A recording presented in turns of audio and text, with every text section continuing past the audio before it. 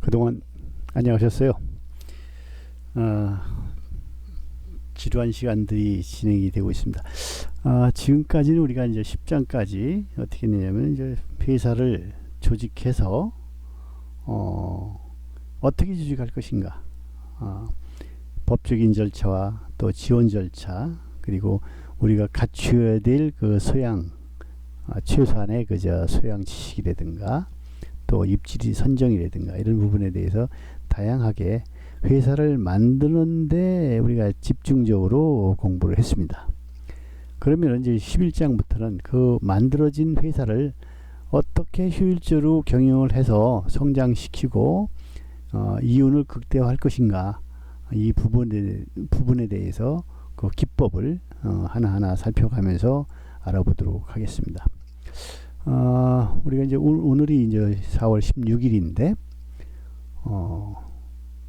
어제 총선이 이제 끝났죠. 끝나서 결과가 어떻게 됐든 간에 우리는 이제 그동안에 선진화된 그런 그 시민 의식이라든가 이런 부분들, 우리가 코비드 19을 그 극복해 나가는 과정에서 세계적인 모범 사례가 지금 되고 있고, 그래서 국가적인 가치가 좀 많이 높아졌습니다. 그러면서 우리를 시기 질투하는 나라들도 좀 생겼고, 그것이 이제 가깝게는 일본이 제일 그 배아파하고 있는 부분들이 있고, 또 우리의 상당한 그 경제적인 파트너라고 생각했던 베트남이 아마도 일본에서 어떤 공작을 한 것 같아요, 느낌에. 그래서 지금 베트남과는 조금 소연한 관계가 지속이 될 것 같습니다. 그리고 앞으로 우리 기업인들이 베트남에 투자하는 것이 많이 감소가 될 것 같고, 또 거기에 있었던 기업들 자체가 미얀마 쪽으로 서서히 이제 이동하고 인도네시아 쪽으로 이동하는 그러한 그 상황들이 전개가 될 것으로 예상을 합니다. 왜 그러냐면은 기업이든 경제든 나라든 간에 신뢰가 바탕이 돼야 됩니다. 근데 지금 두 나라 간에는 우리나라에서 그런 것이 아니고 베트남에서 우리가 코비드 19의 그 극대화될 무렵에 제일 먼저 예고도 없이 항공기를 착륙을 불허했고, 또 바로 돌아올 수밖에 없었던 그런 상황들이 있고, 또 제일 먼저 앞다퉈서 그렇게 했습니다. 지금 상황이 어떠냐면 상당히 좀 좋지 않아요. 그런데도 불구하고 자기들은 뭐 한국이 하는 걸 따라 하려고 그랬는지는 몰라도 의료 장비든 그 마스크든 이런 것들을 유럽이나 이런 쪽에 무상으로 제공도 해주고 이래요. 뭐 나눠서 갖는다는 건 좋은 일이지만은 어떻게 보면은 능력이 갖춰지지 않는데 좀 주제 넘다, 이런 그런 판단을 할 수밖에 없어요. 저도 굉장히 좀 베트남에 대해서 호의적이고 또 지인이라고 할 수 있었습니다. 제 거래처도 거기에 좀 많이 포진해 있고 그랬는데, 요 작금의 상황을 보면 상당히 좀 실망스러운 부분들이 있어요. 한때는 그 사돈의 국가라고 얘기도 했었습니다. 베트남 여성들이 한국으로 결혼을 하려 좀 많이 왔었고, 또 우리도 그에 발맞춰서 베트남에 투자도 상당히 좀 많이 했고, 그런 부분들이 있습니다. 한편으로 보면 국제 질서라는 것이 항상 좋을 수만은 없습니다. 하지만은 이런 상황은 굉장히 좀 유감스럽고, 또 거기에 또 더해서 대만, 타이베이 여기도 상당히 좀 뭐랄까 코비드 19에 대해서 대처를 잘 하는 국가인데 전 세계 각국으로부터 칭찬을 받고 모범국이라고 이렇게 자리매김하고 있는 것이 대한민국이고, 베트남에는 그 존재감 자체가 상당히 좀 낮아져 있어요. 그러다 보니까 거기에 대한 배아픔, 시기 질투 이런 부분들도 있을 것입니다. 그것을 또 일본에서 자꾸 자극을 시키는 것 같아요. 그런 부분들 때문에 지금 보면은 옆에 나라들과 사이가 좀 불편한 그런 단계에 있는 게 있습니다.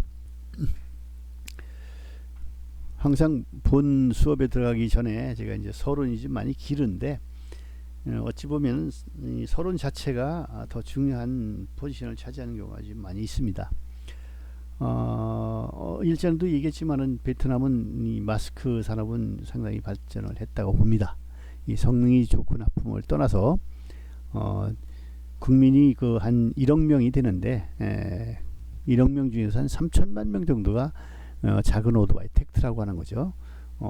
그걸 타고 댕깁니다. 그러다 보니까 거긴 매연이 일반 자동차보다 그 작은 오토바이가 더 훨씬 심합니다.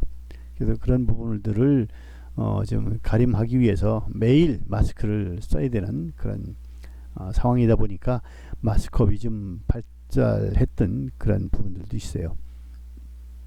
그래서 이제 그런 부분들이 있는데 국제 질서라는 게 이제 그렇듯이 어떻게 보면 우리가 중국과 가까운 사이가 되려고 노력을 좀 많이 하고 있는데 이런 부분을 베트남이 좀 파고드는 것 같아요. 일본이 파고들고 그랬던 것 같습니다. 대만도 그렇고. 왜 그러냐면은 베트남과 중국은 그 1000년 동안 그 식민지 생활을 했던 국가입니다. 자신들은 아니라고 얘기를 하지만은 그런 부분이 있었고, 그래서 중국을 굉장히 싫어요. 그리고 어찌 보면은 그 미국하고 전쟁할 당시도 중국에는 정보 제공을 안 했습니다. 왜 그러냐면 잘못하다가 중국한테 먹힐까 봐 그랬어요. 그래서 러시아 쪽으로 소련, 그 당시 소련이죠. 소련 쪽에 기대서 전쟁을 7년 동안 전쟁을 치렀던 겁니다. 미국하고. 그리고 그 뒤에 중국에선 단순간에 그냥 그 베트남을 먹으려고 이렇게 침략을 했다가 아주 그 개망신을 당했던 적이 있어요. 그 당시 어떻게 됐냐면 베트남 군대들이 캄보디아로 침공을 해서 캄보디아가 왜 침공을 당했냐면은 중국하고 너무나 가깝단 말이에요. 그러다 보니까 눈에 가시처럼 여겨져 있고 중국을 믿고 이 캄보디아도 영토 분쟁을 좀 했었습니다. 그래가지고 순식간에 지금 점령을 당했죠. 이게 전쟁을 치러 왔던 나라와 전쟁을 치르지 않은 나라의 그 전쟁 수행 능력이 거기서 판가름이 났습니다. 지금도 아마 캄보디아에 있는 그 앙코르와트 그 유적에 대한 관광 수입이라든가 이런 것들을 아마 베트남에서 다 권한을 가지고 있는 걸로 알고 있습니다. 그래서 중국하고는 굉장히 철천지 원수를 이렇게 지내고 있는데 우리가 중국하고 가까워지려고 하다 보니까 중국에 대해서 대항하려고 하다 보니까 이제 일본이 필요했고 또 중국을 극도로 싫어하는 그 대만도 자기네들과 같은 입장이다.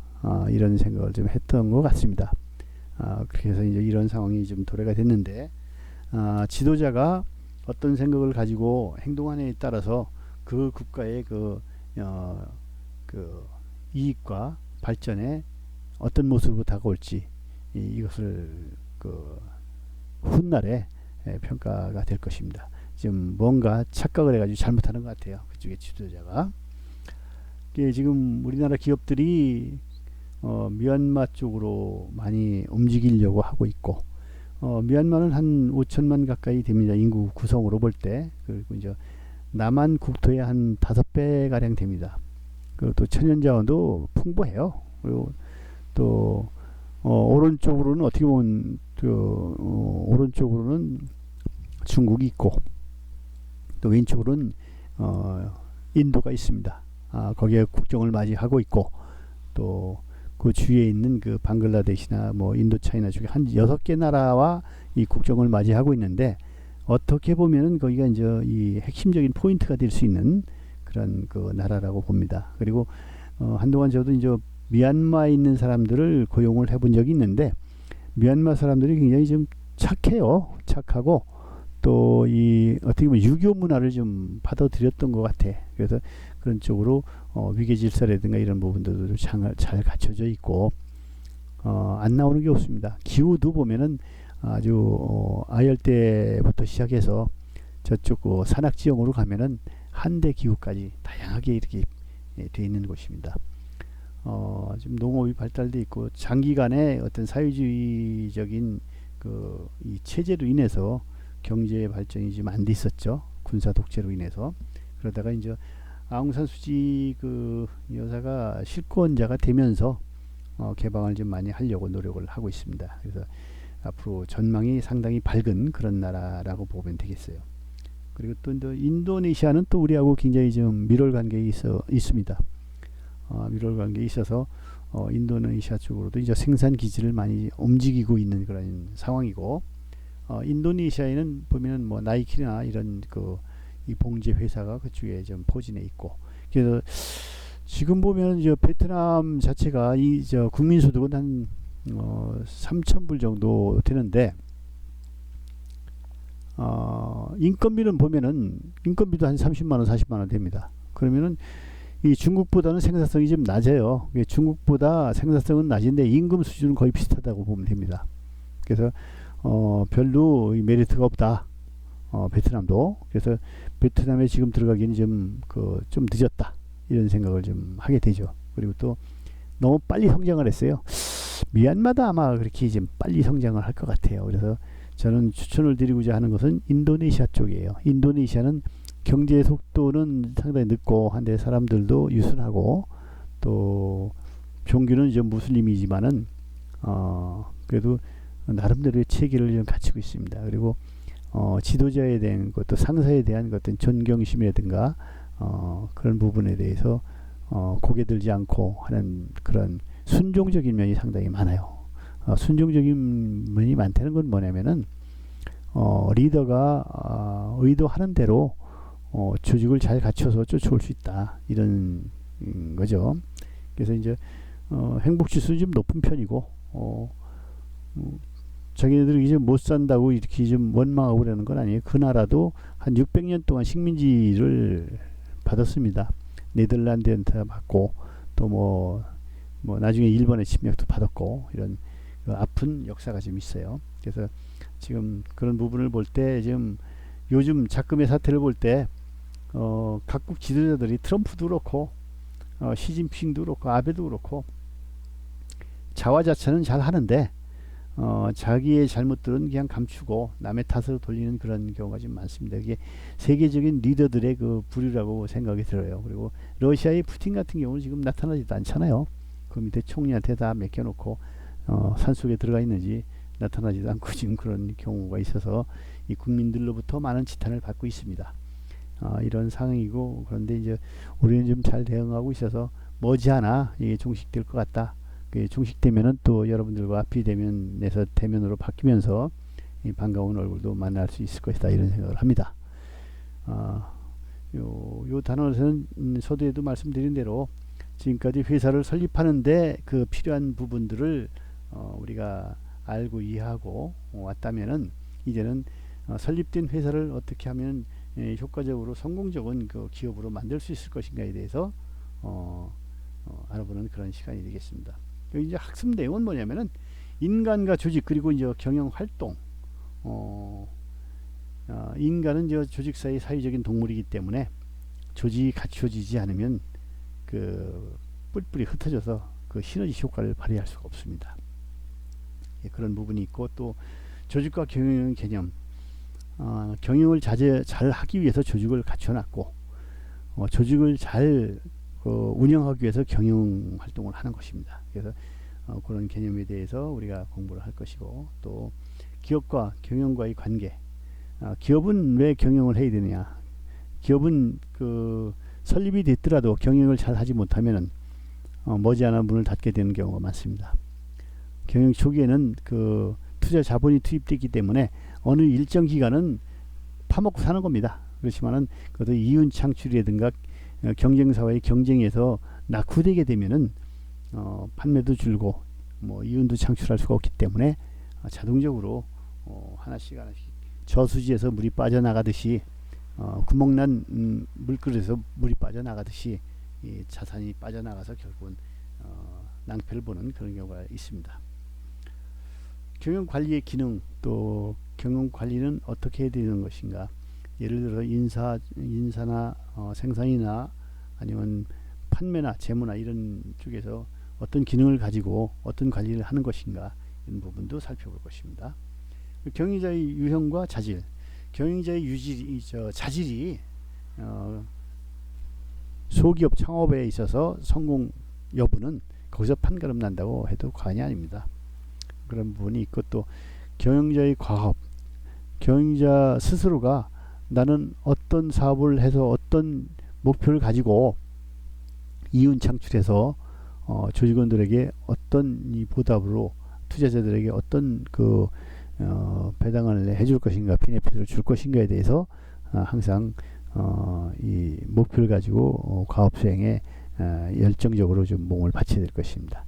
경영자의 능력 개발, 사람이라는 것은 계속 평생 동안 공부해야 됩니다. 공부라는 것이 책을 가지고 공부하는 거, 뭐 문제를 푸는 게 그런 공부가 아니고, 저는 권유하기를 그래요. 새벽 조찬 모임을 꼭 하라. 조찬 모임이라는 것은 뭐냐면은 새벽에 일어나서 새벽에 좋은 얘기를 듣고, 또 경영 기법을 배우고 자극을 받고 함으로써 이제 깨어 있는 그 사고를 유지할 수가 있고, 또 전시회 이런 걸 꼭 가라, 이런 얘기를 합니다.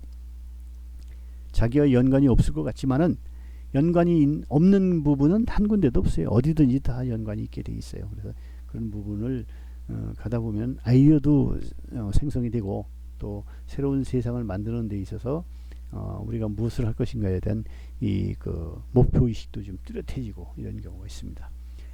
경영자의 기업가, 경영자와 기업가. 경영자는 그 낭비 요소를 줄이는데 주력한다고 그랬죠. 그리고 기업가는 어떻게 회사를 성장시키고 발전시킬 것인가에 대해서 또 도전하고 위험을 감수하는 그런 부분을 기업가라고 얘기할 수가 있습니다. 서두가 좀 길었죠. 서두가 길은 만큼 좀 빨리 나갈까요? 다음은 2번. 인간과 조직인데, 인간과 조직은 또 경영활동은 어떻게 해야 되는가, 이 부분입니다. 인간의 조직 결성 이유가 무엇인가, 외부 환경의 위협으로부터 자신을 보호해 주는 거예요. 이 원시사회, 수렵사회부터 시작해가지고 근자회까지 이제 살펴본다면은, 혼자보다는 둘이, 둘이보다는 셋, 셋보다는 집단, 집단 중에서도 소규모 집단이냐 큰 집단이냐에 따라서 좀 달라지는 거죠. 역사 이래로 인구가 그 나라의 국력이라고 해도 과언이 아닙니다. 우리가 속된 말로 여기 이제 중국 사람도 있죠. 근데 떼놈 하는 이유가 뭔지 아십니까? 우리가 보면은 그 한족보다 체격이 좀 큽니다. 크고 활을 쏜다든가 그 창을 쏜다든가 창을 쓴다든가 아니면 칼을 쓴다든가 하는 거 볼 때 키도 크고 팔도 길고 힘이 좀 세요. 한족들은 사실은 몸이 좀 작습니다. 그러다 보니까 1대1로 덤비면 안 되고 떼거리로 덤벼야 되기 때문에 떼놈이에요. 거기서 이제 장점은 뭐냐면은 우리보다 숫자가 항상 많아요. 숫자가 많다는 건 뭐냐면은 나라 덩치도 크지만은 거기서 나오는 옛날에 농업 생산이겠죠. 농업 생산할 수 있는 토질이 굉장히 비옥해요. 비옥하고 따뜻하고, 중원이라는 게 어디입니까? 상해 근방부터 시작해서 소주성, 절강성 해가지고 따뜻한 지방이라 이모작, 삼모작이 가능한 곳입니다. 예를 들어서 이 상하이 밑에 있는 서주라는 곳이 있어요. 소주라는 곳이 있는데, 그 소주 성이죠. 서주라고 그래. 서주. 거기는 뭐냐면은 낮은 곳은 양어장을 하고, 또 양어장보다 조금 높은 곳은 논을 해요. 논에서 논농사를 짓고, 그리고 그보다 조금 높은 곳, 밭 같은 곳에서는 뽕나무를 심어서 누에를 쳤어요. 비단을 생산했다 이거죠. 그게 버려지는 땅이 없어요. 버려지는 땅이 없기 때문에 그쪽은 굉장히 한 20년 전에 30년 전에 가봐도 아주 부자로 잘 살아요. 중국의 평균 소득이 1000불이 안 될 때 거기는 한 7000불 정도가 됐어요. 그래서 그 정도로, 그리고 또 토질이 굉장히 비옥해요. 거기는 전부 다 퇴적층이죠. 퇴적층이기 때문에 비옥해서 농사도 잘 돼요. 우리나라 땅보다는 거기에 농사가 좀 훨씬 더 잘 되고 강우량도 많고, 그래서 이제 그 물자가 좀 풍부했고 그런 부분들이 있습니다. 그러다 보니까 이제 이 북방 민족은 덩치가 크고 힘이 세고 그러다 보니까 겨울엔 혹독하게 춥잖아요. 그래서 저기를 가면은 먹을 양식이 있는데 쳐들어오지 않을 수가 없죠. 그래서 쳐들어가서 그걸 뺏어서 노략질하고 약탈하는 거죠. 그게 전쟁이 일어났고 전쟁을 막으려고 만리장성도 싼 거예요. 그러다 보니까 집단적인 거 이런 부분들이 여기서 이제 생겨난 거죠. 그래서 조직이 생겨난 겁니다. 중국이 사람이 많다 보니까 사람이 많은 이유는 먹고 살만하니까 많이 나는 거예요. 많이 나는 이유도 영양분도 충분하고 먹고 살만하니까 또 기후도 풍요롭고 그렇기 때문에 그렇게 된 것이고 또 집단적으로 사람이 많다 보니까 그 세력을 외부로 확장해 나가는 그런 해서 중국이 큰 나라로 계속 있었던 부분들이 있죠. 뭐 갈라졌던 때도 많이 있습니다. 국력이 크게 되면은 밖으로 팽창하게 돼 있죠. 지금도 아마 밖으로 팽창하고 싶은데 미국이라는 큰 힘이 버티고 있기 때문에 아직까지는 못하고 있는 것 같아요. 언젠가는 그 발톱이 드러날 겁니다. 우리도 그걸 대비해서 항상 긴장하고 전진의 속도를 늦추면 안 될 것이라고 봅니다. 그 이유는 인간을 둘러싼 자연 환경은 혼자서 극복할 수 있는 위험스러운 존재입니다. 사람이라는 그 존재가 강할 때는 굉장히 강하지만 약할 때는 한없이 약해요. 우리 인간이 한 사람이 한 동물을 사냥하거나 잡을 수 있을 그 맨주먹으로 거의 불가능합니다. 무기가 없으면 할 수가 없어요. 우리가 산 양을 혼자 때려잡을 수 있어요? 못 잡아요. 그거 받아요. 맨손으로. 근데 또 조선시대 때나 이런 때 보면 장수들이 한 사람이 호랑이 한 마리를 대적해 가지고 싸워서 이긴 경우도 많습니다. 칼이 있기 때문에. 그리고 그만큼 날렵하고 용감하고. 호랑이가 사람을 볼 때는 사람은 서 있잖아요. 서 있으면 호랑이가 이렇게 네 발로 걷는 것보다 사람이 두 발로 서 있을 때 훨씬 크잖아요. 키가 높잖아요. 호랑이가 인간을 판단할 때는 뭐냐면 인간이 저렇게 큰데 인간도 서 있으면은 나처럼 서 있으면은 얼마나 더 클까 해가지고 앞에서는 공격을 잘 안 한다고 그러죠. 위험만 하고 대신 호랑이는 뒤에서 봅니다. 뒤에서 보면은 엎드려 있는 건지 걸어가는 건지 서 있는 건지 잘 구분이 안 가는가 봐요. 그래서 호랑이 시각에서는 그렇다고 얘기를 해요. 학자들이. 경제적 풍요와 정치적 안정을 추구하고 또 사회적 욕구의 보다 효과적 충족 수단이다. 여럿이 하면은 또 뭐 농사를 질 때도 보면 혼자 호락질이라고 하는 게 있고 여러 사람이 모여 사는 두레가 있습니다. 우리가 여러 사람이 품앗이를 해가지고 하게 되면은 좀 농악놀이도 하게 가면서 또 지치지 않고 할 수가 있는데 혼자 해서는 한계가 있죠. 그래서 이 조직을 만드는 거다 이거죠. 결과는 여러 가지 목적을 가진 조직. 예를 들면은 정치적 조직이나 경제적 조직. 정치적 조직이라는 건 붕당을 얘기하는 것이고 당을 얘기하는 거예요. 지금 얘기하는 경제적 조직은 회사를 얘기하는 거라고 보면 됩니다.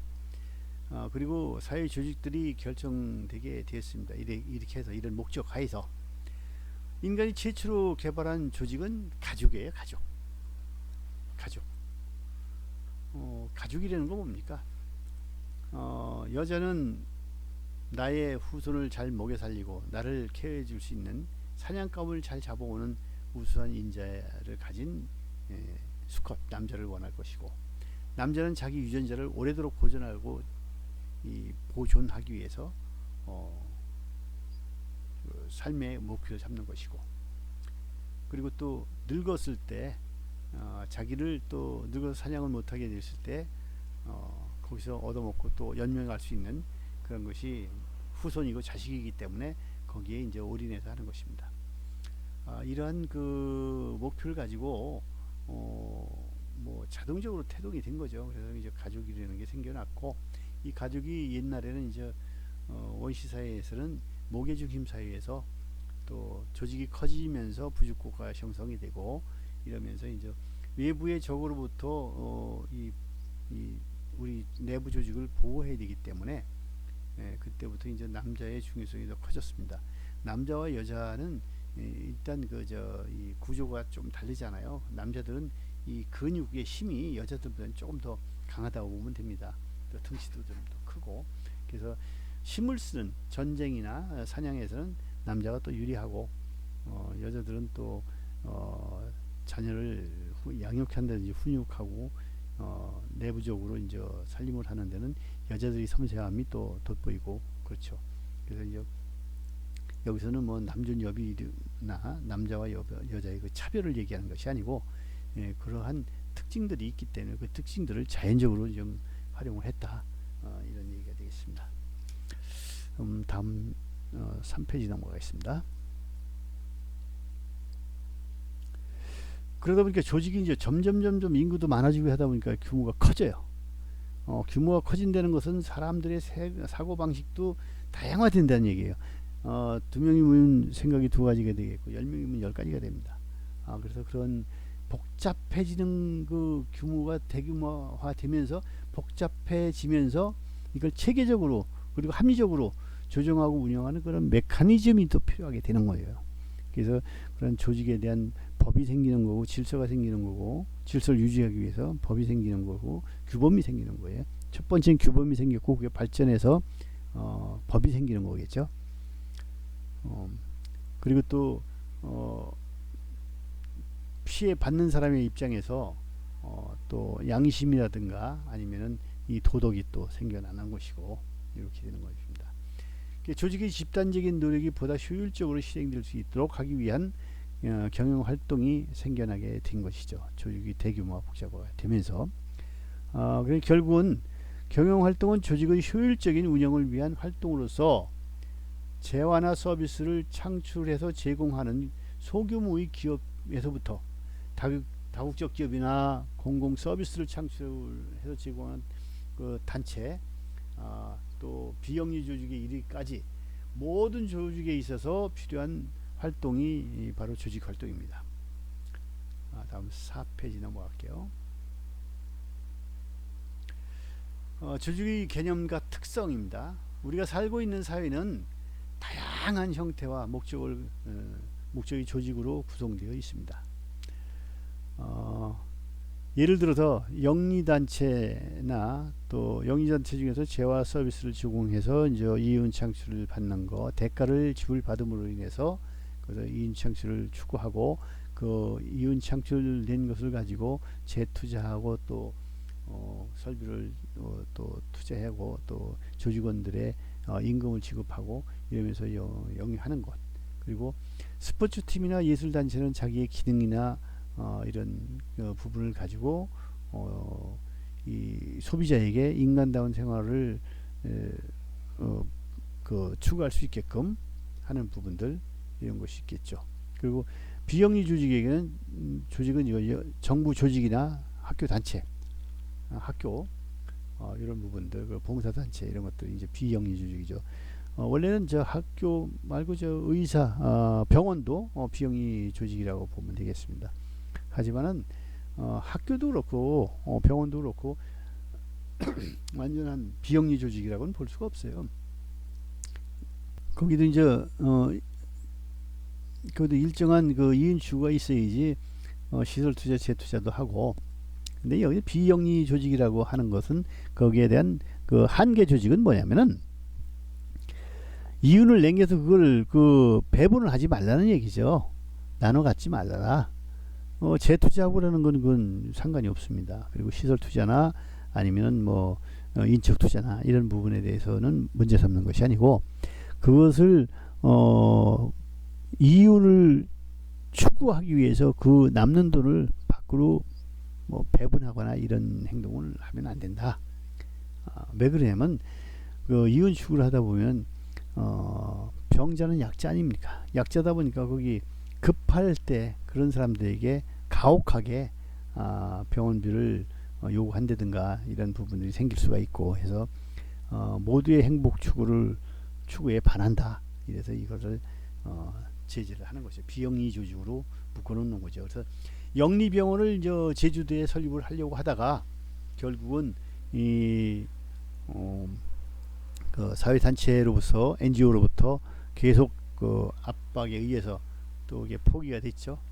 근데 이것은 그 국가 내의 문제가 아니고 외국에 있는 그 고객들 이런 사람을 유치함으로 인해서 의료 서비스를 제공해 가지고 우리가 상당히 의료 수준이 높습니다.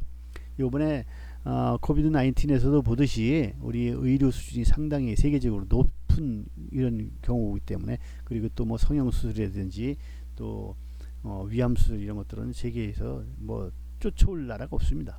그래서 이러한 그 장점을 국가 이익에 부합되게끔 외국인을 유치하자, 이런 것들이 이제 제주도에서 설립하고자 했던 그 근본 취지였었습니다.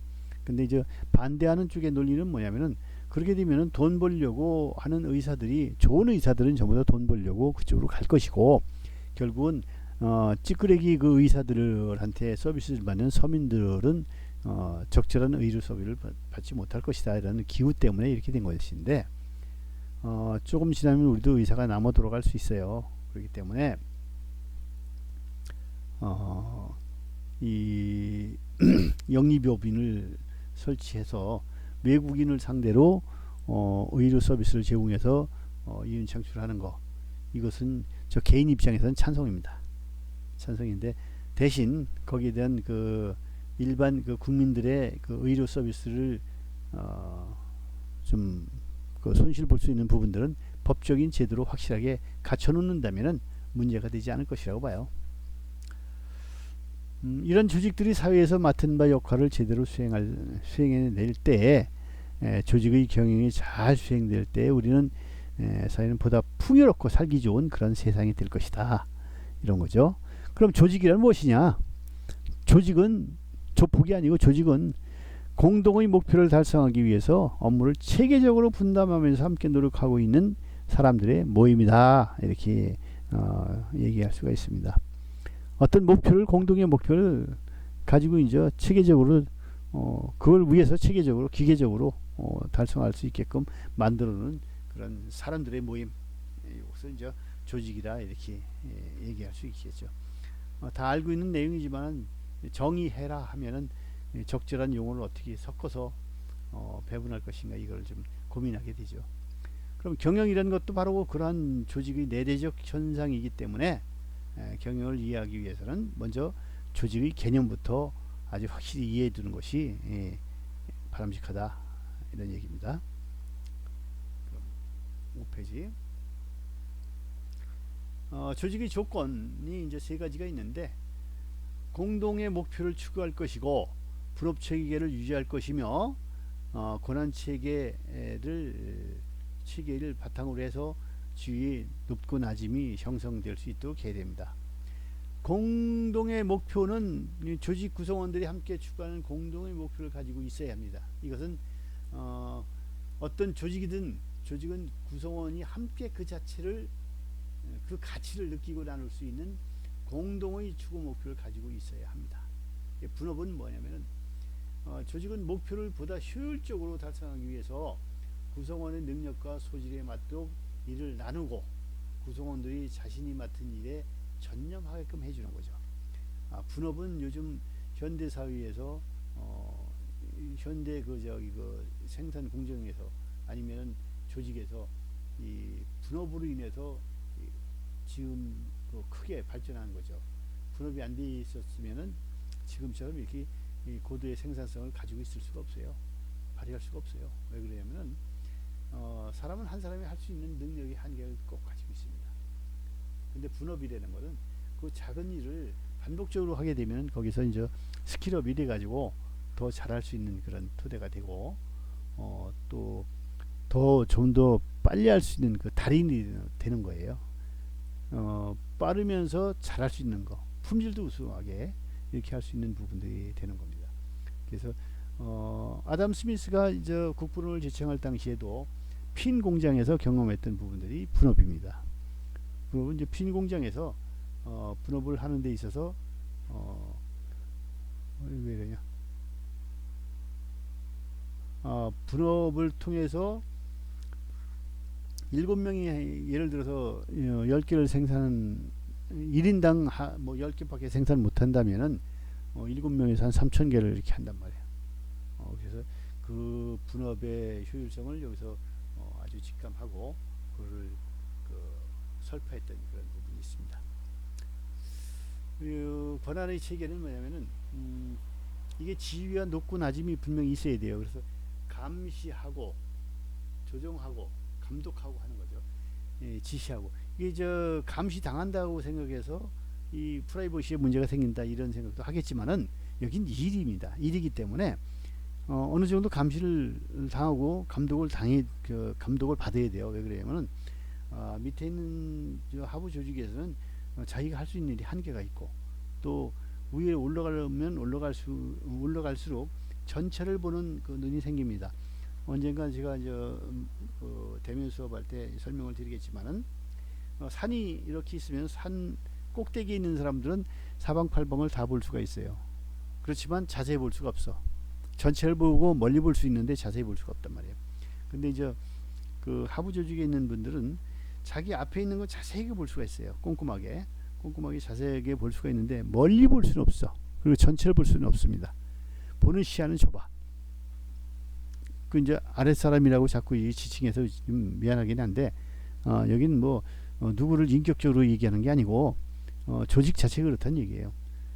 그리고 이제 하부 조직에 있는 사람은 근시안이라고 보고 또 위에 올라가면 원시안이라고 보는 거예요. 원시안은 또 가깝게 있는 건 자세히 보지를 못해요. 멀리는 봐도.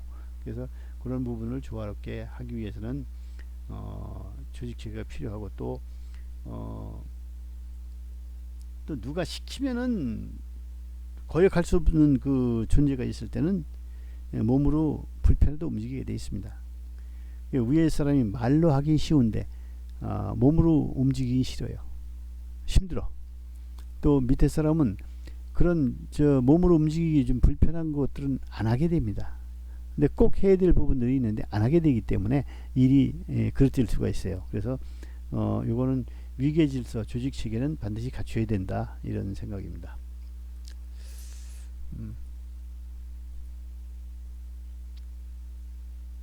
여기 이제 기업과 경영인데 경영의 개념은 뭐냐면은 조직 생산성 창출을 목적으로 여러 가지 생산 요소를 합리적으로 결부시킨 유기적 조직 활동입니다. 사람은 사회적인 동물이기 때문에 유기적으로 품앗이도 하고 이런 부분들이죠. 그게 이제 경영의 목적은 예를 들어 조직 생산성의 창출, 그리고 경영 대상은 생산 요소, 또 경영 방법은 생산 요소들의 합리적인 결부, 그리고 경영의 내용은 유기적 조직 활동의 수행, 이런 부분들이 있는데 조직 생산성의 창출은 여기 영리 조직이냐 비영리 조직이냐에 따라서 영리 조직의 목적, 이건 뭐 이윤의 실현입니다. 이윤 추구야. 어떤 기업이든 조직이든 이윤 추구가 형성이 되지 않으면은 이건 존재의 가치가 없는 거예요. 이윤의 실현이고 공공기관 그 비영리 조직의 조직 목적은 사회 봉사활동의 실현, 봉사의 실현, 공공복리의 그 뜻이 있다. 이게 목적하는 바가 달라요. 목적하는 바가 다르기 때문에 행동도 달라지는 거예요. 그리고 이제 경영 대상의 생산 요소는 뭐냐면은 경제적 생산 요소는 여기에 이제 자연인데 이게 토지하고 같은 거예요. 토지 자본 노동이란 말이에요. 거기에다가 요즘은 높은 생산성을 위해서 기술 및 정보 이렇게 해가지고 여기 이제 경제적 생산 요소가 되겠고, 관리적 생산 요소는 뭐냐? 기능적 요소로서 이제 생산, 재무, 인사, 마케팅 부분. 그러니까 생산, 관리, 영업, 예전에 이렇게 얘기했죠. 이거처럼 이 기능적 요소가 이제 필요하죠. 재무하는 사람이 현장에 가서 생산하는 데는 또 한계가 있고, 또 생산하는 사람이 마케팅에 나가서 하는 것도 한계가 있고 이렇습니다. 그렇기 때문에 잘 하는 부분에 아까 분업도 얘기했지만 분업해서 효과적으로 합리적으로 달성할 수 있게끔 하는 것이 이 경영 조직의 경영의 개념이다. 그리고 경영 내용 중에서 이제 유기적 조직 활동, 여기에 한쪽만 잘해도 안 돼요.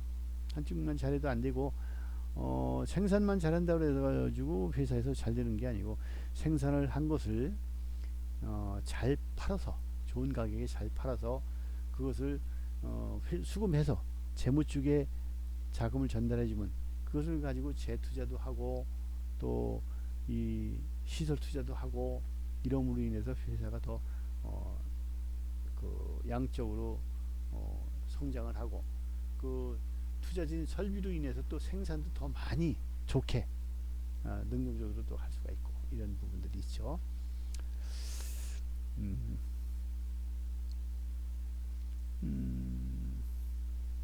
여기 이제 유기적 활동하다 말했죠. 조직 간 혹은 조직 내의 정확하고도 신속한 상호 커뮤니케이션이 장독이 필요하다. 서로 알아야 돼요. 서로 알아야. 예전엔 저 대기업 중에 그 세계적인 기업 중에 BMW가 있죠. BMW는 한동안 개인적인 프라이버시, 독창적인 개발을 위해서 파트 그 개인 간의 그 파티션을 설치해 가지고 다 칸막이를 해줬어요. 근데 요즘은 그걸 다 걷어냈습니다. 무슨 얘기냐면, 회사 내에서 대화하는 내용 자체가 회사 내용일 것이고, 회사 내용 중에서도 제품에 대한 내용이든 판매에 대한 내용이든 모든 게 회사에 대한 내용이기 때문에 그걸 전체적으로 전파해서 암묵적인 지식을 머릿속에 가지고 체득함으로 인해서 어떤 일을 할 때 목적의식이 분명히 된다 이거죠. 목적의식이 분명히 나타나게 되고, 그 목적의식대로 자기가 본업하고 있는 소속하고 있는 분야에서 최선의 노력을 할 것이다. 이런 부분이 이제 여기 커뮤니케이션의 작동, 유기적인 그 조직 활동이 중요하다, 이런 것을 얘기하는 겁니다. 여기서 빠져먹은 중에 경영활동에서는 생산 요소들이 합리적 결부인데, 주어진 생산 요소들을 결합하는 의사결정에 있어서 과학적 논리와 상황적 논리가 꼭 필요합니다. 과학적 논리는 왜 해야 되느냐, 어떤 근거에 의해서 이런 과학적 논리로 해서 설득을 하게 되면은 다 이해를 하고, 여기서 또 적응하는 게 더 빨라지죠. 적응적 상황 논리는 뭐냐면, 상황적 적응 논리는 뭐냐면은, 어느 기업이든 간에 어떤 소속된 단체들은 경쟁 관계에 있는 데가 꼭 있어요. 그런데 경쟁 관계에 있는 곳에서 가격을 내리면 우리도 상응하게 가격을 내야지, 계속 고수하고 있어가지고 판매량이 급감하겠죠. 그리고 또 신제품, 좋은 제품이 나오게 되면은 그 좋은 제품을 우리도 만들어서 거기에 대응함으로 인해서 시장을 또 시장의 가치를 창출해주고, 또 고객으로부터 고객 니즈에 충족시켜줌으로 인해서 잘 팔리고 그런 부분을 이야기하는 것입니다. 다음은 이제 경영이란 건 무엇인가? 지금까지 얘기한 것처럼 경영은 여기 보면 목적은 생산성, 예를 들어 효과적으로 또 효율적으로 생산을 해야 될 것이고, 또 대상은 경제적 생산 요소와 관리적 생산 요소가 있는데, 이런 생산 요소, 경제적 생산 요소는 원가 절감을 어떻게 할 것인가, 뭐 이런 부분들. 그리고 관리적 생산 요소는 생산부에서 필요한 부분, 또 영업부에서 필요한 부분, 또 자금에 대한 필요한 부분, 이런 부분을 다 관리해서 생산에 어떻게 투입할 것인가, 이런 부분에 대해서 연구하는 것. 그리고 관리하는 부분. 그리고 합리적 결부는 아까도 얘기했지만 과학적 논리와 상황적 논리를 결부시켜야 된다. 그리고 유기적 조직 활동은 서로의 그 커뮤니케이션이 이루어지기 위해서 우리가 유기적이고 이런 체계적인 그런 암묵치가 형성될 수 있게끔 오픈된 그런 그 내용이 필요하다. 커뮤니케이션이 잘 돼야 된다. 이런 내용들이 되겠습니다. 그래서 이제 여기까지 했는데 우리들이 평상시에도 다 아는 내용들이죠. 평상시에 다 아는 내용이지만은 한 번 더 상기한다는 생각을 하고, 어떻게 하면은 회사를 창업해서 성공적인 기업으로 만들 것인가, 여기에 많은 고민과 집념을 가지고 이런 단원을 공부하는 것입니다. 그럼 이제 기업과 경영과의 관계는 뭐냐? 기업은 이윤을 추구하기 위해서 모인 영리 조직이므로 이윤을 극대화해야 되고, 그렇기 때문에 기업 가치를 그렇게 됨으로 인해서 기업 가치가 높아진다. 돈 잘 버는 회사에 주식을 사서 배당도 많이 받아야 될 것이고, 그런 기업에 취직하기 위해서 좀 더 많은 인재들이 모일 것입니다. 그럼 그런 인재들이 또 더 좋은 제품, 더 합리적인 기업을 형성시킴으로 인해서 효율적이고 가치 있는 기업을 만드는데 더 선순환적인 요소가 결함이 될 것이다, 이런 얘기입니다. 기업의 윤리 이윤을 극대화하는 활동을 해서 경영 활동을 하는 것 이 자체가 경영입니다. 기업의 경영이에요. 경영은 기업이 정상적으로 운영될 수 있도록 여러 자원을 효율적으로 활용하기 위한 기획이나 조직화, 그리고 지휘, 통제하는 관리 활동으로 수행됩니다. 기업 구조가 크면 클수록 시스템이 움직일 수 있는 그런 조직을 만들어야 됩니다. 작은 기업은 기업, 그러니까 최고 경영자의 의사, 최고 경영자의 생각, 이런 부분들이 절대적이라고 봐야 돼요. 왜 그러면 인재가 그렇게 많이 들어오지를 못해요. 그리고 또 최고 경영자는 주인이기 때문에 목표 의식이 좀 분명하고 그렇죠. 그래서 어떻게 보면 회사를 설립하는 것도 중요하고 힘들지만은 그것을 유지하고 발전시켜 나가는 것은 더 어렵습니다. 회사 설립하는 게 훨씬 쉽죠. 조건만 갖춰지면 설립이 되고, 경영이라는 것은 무한히 연구 반복해야 되고, 그런 부분이 좀 있습니다. 그리고 이제 경영은 기업이 정상적으로 운영될 수 있도록 여러 자원을 이제 효과적으로 하는 거라고 그랬죠. 그리고 아무리 많은 인적 자원과 자본, 정보 등을 가지고 있는 기업이라 하더라도 그것을 운영하는 거, 운영 체계, 운영하고 늦게 나오네. 운영하고 활용하는 경영 활동이 없다면은 기업은 아무런 의미가 없는 것이다. 그렇게 오래 못 갑니다. 이런 기업은 그렇게 오래 갈 수가 없어요. 부단히 관리하고 운영해야지 팔짱 끼고만 있으면은 오래 못 가서 도산될 수가 있다, 이거죠. 결국 기업과 경영의 관계를 살펴보면은 기업은 외형적으로 나타내는 조직 체계로서 하드웨어에 비해서 경영은 기업을 유지 발전시킬 수 있는 방안을 제시하는 소프트웨어라고 할 수가 있다, 이런 얘기가 되겠습니다.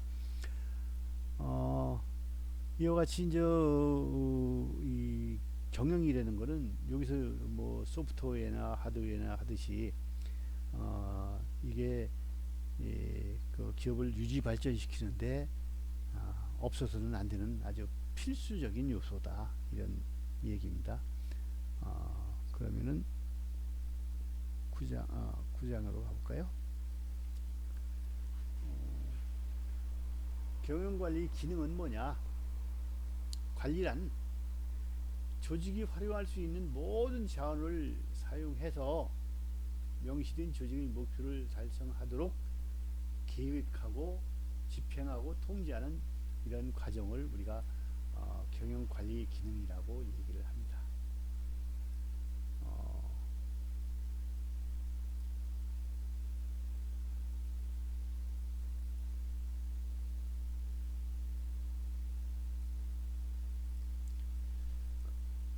이게 또 글씨가 커졌구나. 좀 줄일까요?